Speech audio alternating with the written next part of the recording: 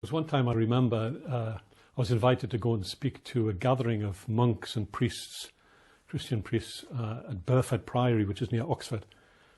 And it was about Islam and people of other faiths.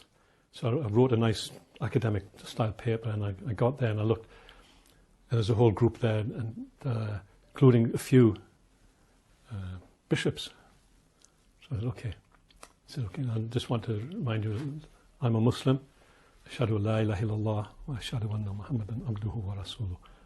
There is no God but Allah, and Muhammad is the messenger of Allah. And I invite you all to become Muslims for your salvation.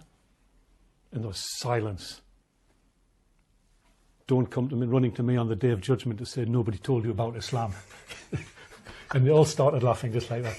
And once they started laughing, that broke the ice, and we started to be able to get it. It was really good. And in the afternoon, I prayed outside, a lovely day. I was praying on the grass outside.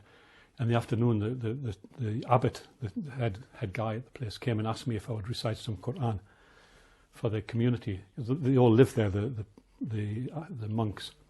So he took me into the chapel, and they were in the middle of a service. It was a proper service. They pray like 7 times a day. They're having services in there. And he said, okay, so this is the order of service. This is where you speak here. So I was thinking, what do I do? So I recited from Surah Saf about Isa alayhi salam asking the Hawariyin, Man ansari ilallah, right? Which amongst you are going to be the helpers of Allah? And then I did it in the translation in English, and they were crying. Really? They were crying because they didn't realize that Isa alayhi salam is mentioned in the Quran. Even the disciples are mentioned in the Quran. Allahu Akbar. So this is the way, you get to people's hearts by telling the truth. We don't have to shy away from the Quran. Let people hear the Quran. Let people understand the Quran. Know what's in there. It's not just all about chopping hands off and heads off and flogging people and this and this. No. Islam is about development. It's there to enrich society. It's there to take people forward.